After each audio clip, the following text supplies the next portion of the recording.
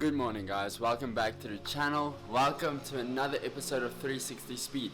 Now fear not if you see I'm in different clothes, because I've been doing a review on the Polo. Yes, I have done a review on it. It has been such an awesome thing.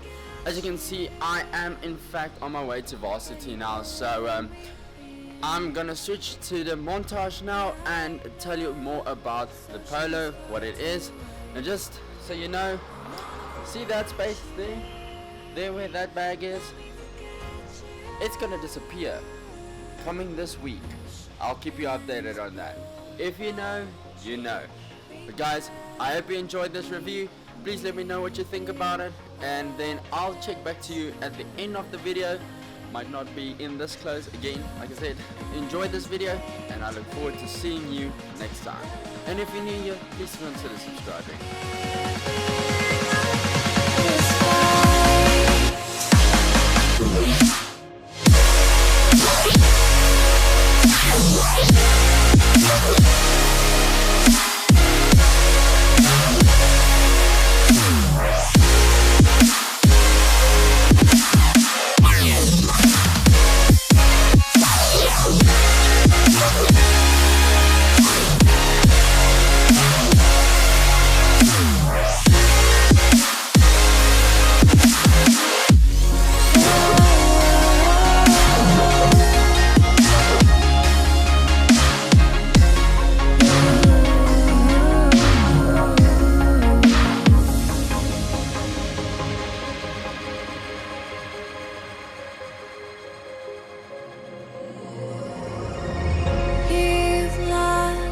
I don't feel I have one.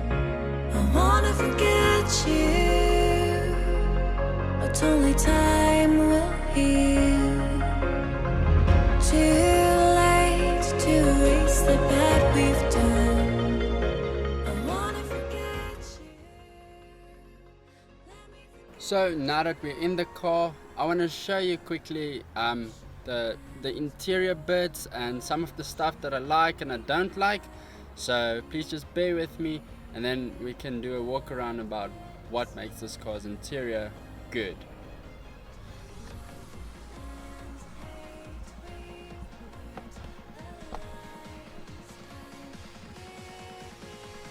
Now as you can see, from here down here all the way through is plastic, and no, because this is a baseline model, you don't get electric windows in the front and you don't get electric mirrors, but you do get your window winders, so that's really not such a big deal. Moving on, you still get your dashboard with the pure Polo fashion, you get your parcel trays, and then I changed the radio because, you know, my radio broke, so it was not really worth it to fix it. But yeah, then as standard you get aircon. You don't get climate control though. You get power steering and you get ABS brakes, and I mean, for what you get, this is pretty awesome. Just a rough look on the interior, sorry about the lighting. And then just overall the back seats.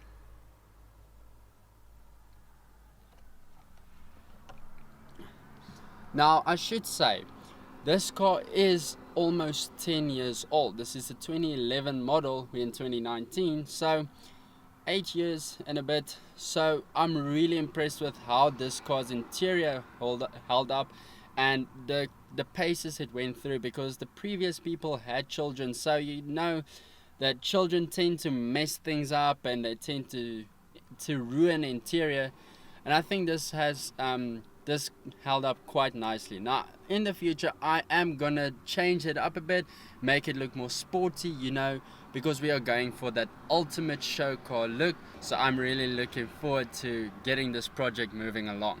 So guys, I hope you look forward to this video, and I hope that I will be informative enough and that my explanations will become clear to my passion towards this car. I really like this car, and it has surprised me in so many ways, so many times. So I'm really happy to conclude that if you want a Polo Vivo, get one.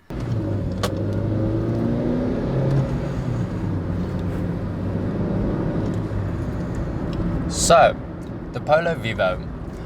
The Polo Vivo has been with us for a very long time, since 2010 actually, and it's almost 10 years since the name brand came about with Polo Vivo.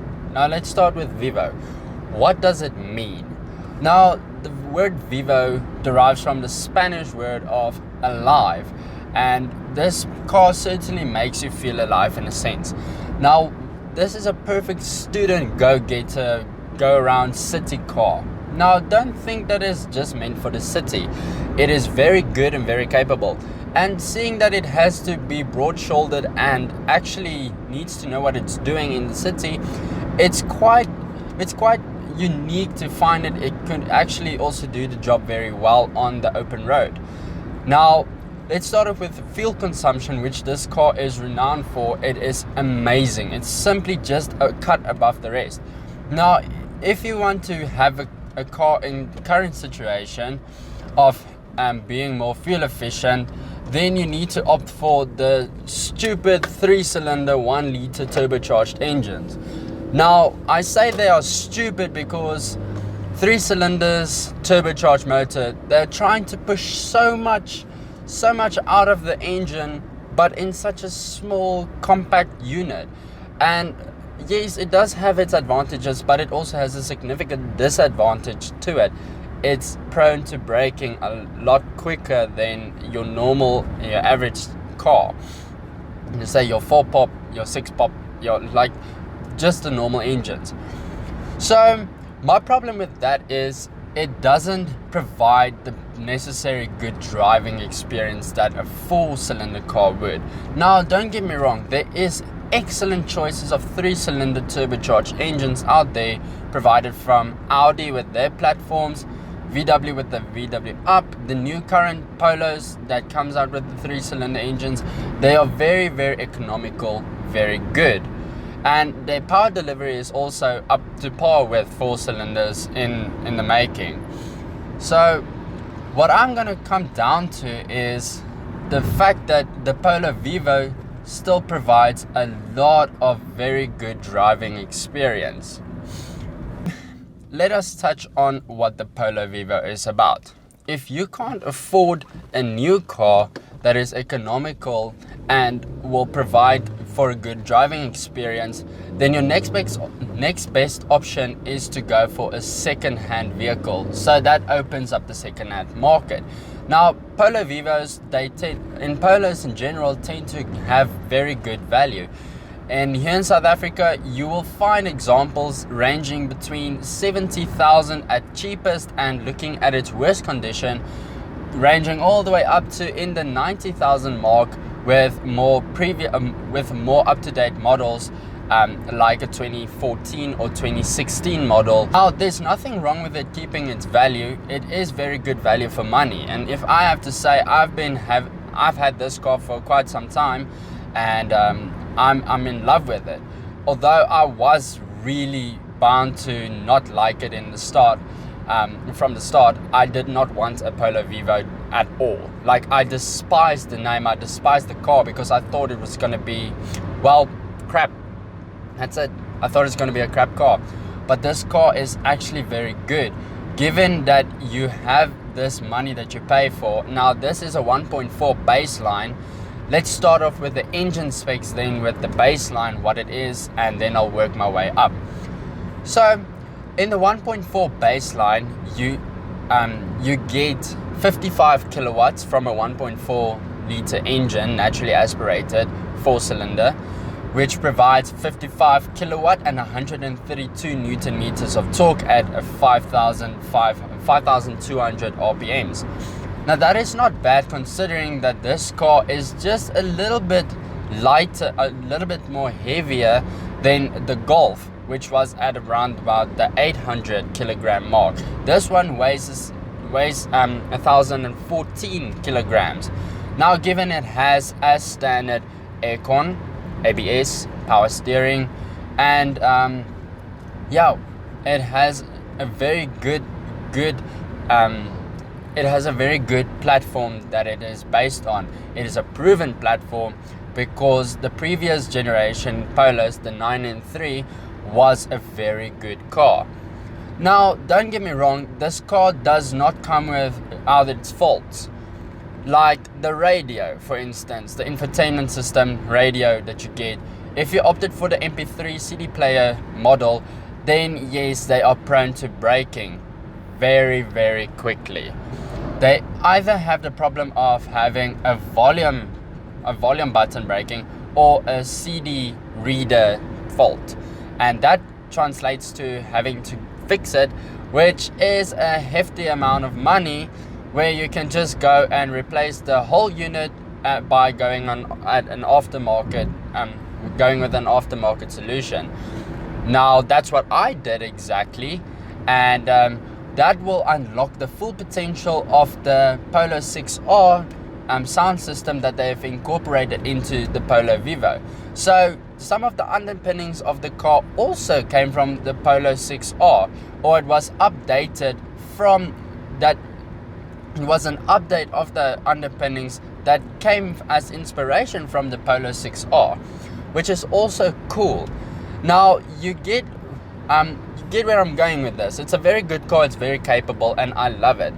So I'm gonna touch on again with the engine specs. You can opt for more powerful 1.4 option, which is the trend line that produces 63 kilowatts, also at 132 newton meters of torque. Now you can opt for the Polo Vivo Max or the Polo Vivo GT, which has both 1.6 engines. The Vivo Max is a 4-door, basically the same as the Polo Cross that it replaced. You get higher suspension and bigger alloys, but you also get the creature comforts that the Polo Cross had.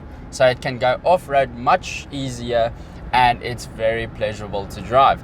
It is equipped with the same engine as the Polo Vivo GT, which is the 3-door version that paid homage to the Polo GTI, and that comes equipped with a 1.6 engine that produces 77 kilowatts and around about the 140 newton meters of torque.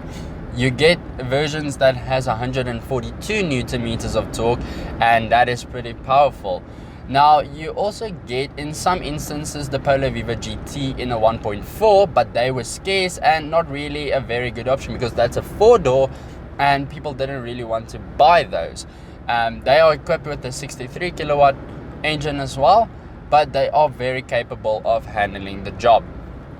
Now this car's interior is very, very good, well equipped, same as what you get with the previous 9 and 3s. Although it's a little bit more plasticky, you still get bang for buck. It doesn't feel cheap at all. You get plastics that doesn't feel like they're gonna fall off as soon as you look at it. Now that's counting in VW's favor a lot, because proven that VW is the powerhouse in South Africa, selling by far the most cars, especially with the Polo. It's very capable of competing in its market. And now seeing that the Polo Vivo has the newer generation Polo, the 6R, as the Polo Vivo now, how good is the Polo Vivo, the first Polo Vivos that came from the 9 and 3 models, compared to today's standard of cars? Well, I can say confidently that this is a very, very capable car. It handles everything very well, and it is very good on the road. Now, given the fact that it's a VW, it is very good with fuel consumption, where VW's claims are a little bit under par to what it actually produced. I get 13.3 kilometers to a liter in the city. The verdict on this is this car doesn't feel very lazy to drive. It's agile, it corners very well, and given that it has very skinny tires for fuel efficiency, this puts a smile on your face every single time.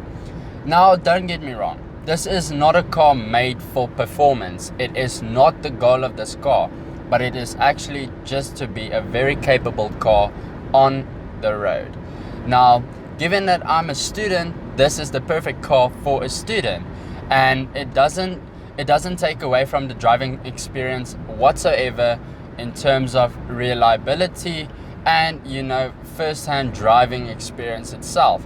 Even though it is equipped with electronic power steering, it's very nimble, and every input you make into the steering wheel is directly felt in the car, is directly felt on the road. So I'll just do a quick flick of the steering wheel and you will see how quickly this car reacts. I mean, it takes a lot of confidence to just do that and not upset the whole dynamics of the vehicle. Now, it is not a performance vehicle, as I touched on. It's not a GTI, so don't expect it to be rock hard and stuff. It does tend to roll a bit in the corners, which is okay, because given that it is just it's just normal suspension, and quite capable of dealing with the bumps in the road and turning corners with its little skinny tires. Where VW claims that it is round about the 8 liter mark in the city, I got a little bit better fuel consumption, and I'm hovering about the 7 to 6 liter per 100 kilometer mark. And open road driving increases that, and where VW says roughly, and to put it into rough numbers, that you will get round about 11 kilometers per liter in urban driving environments. I got up to 13.3 with the aircon on, just normal daily driving. When I took it on the open road, it's just on the open road alone, it got all the way up to 17.2 kilometers per liter. So I think that's amazing, because it's way above VW's claims of what it can be. When I was down by the ocean, obviously it's much better for the car to be at sea level, and that increased my fuel consumption from 17 to almost 19 kilometers on a liter. I mean, that's incredible. This car is a 2011 model and it produces those kinds of numbers. I'm really stoked about that. Now, another thing I want to touch on is the acceleration. This car is not made for acceleration at all. It takes around about, and it's funny, but it takes about 10 to 12 seconds to reach from 0 to 100 kilometers an hour.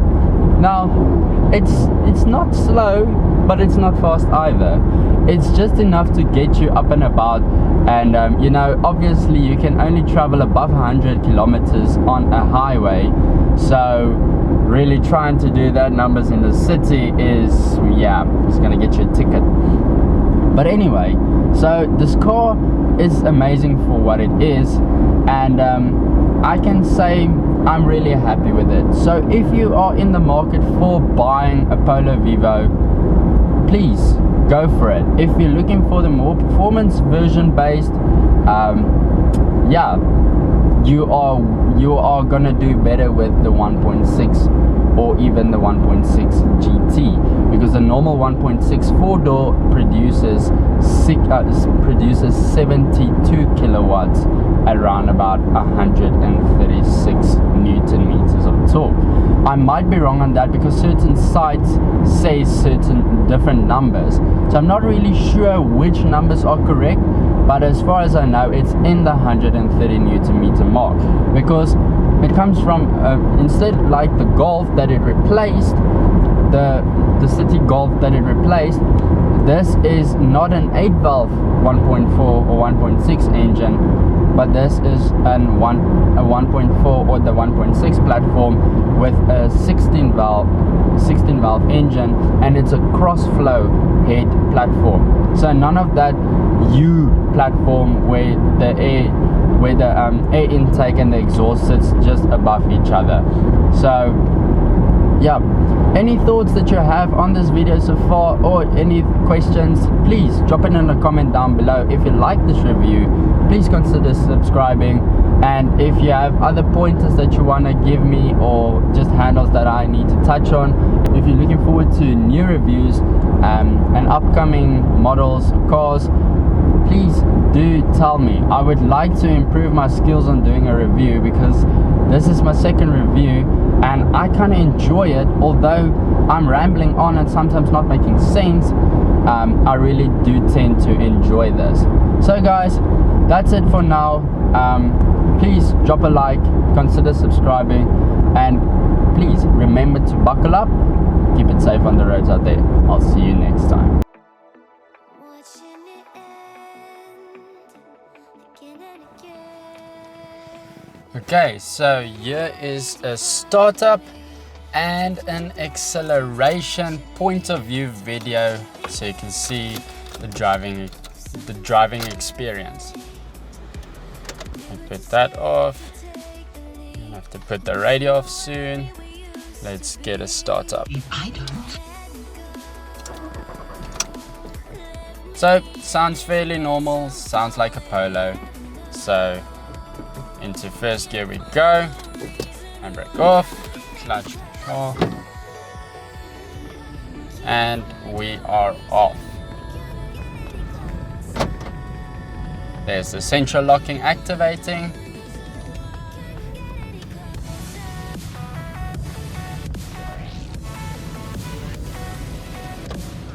It go on.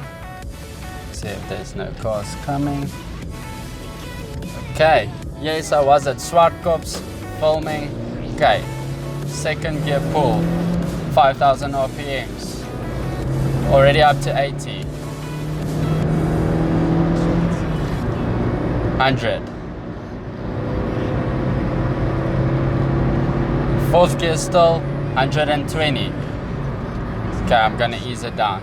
So you see, it is not a slow car whatsoever, but don't expect a performance car. So yes, it's really quite interesting.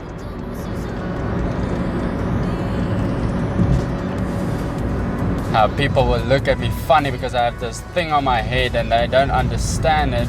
And there goes E46 Anna, that red BMW you just saw. I'll link, I'll put her up now. So I'm gonna do a first gear pull. I'm gonna do a pull from standstill and up to third gear, just to 80 kilometers an hour, because that's the speed limit here and I don't want to be caught and I don't want to set a bad example. I don't want to speed, but I just sped, so I'm kind of contradicting myself right now, but that's okay. So here we go, leaving on the line. Now in first gear it accelerates very quickly from 3,000 to 5,000 RPMs. You see I'm already in third gear and 80 kilometers an hour. Now, if you do that, it's gonna ruin your fuel consumption, I can tell you that.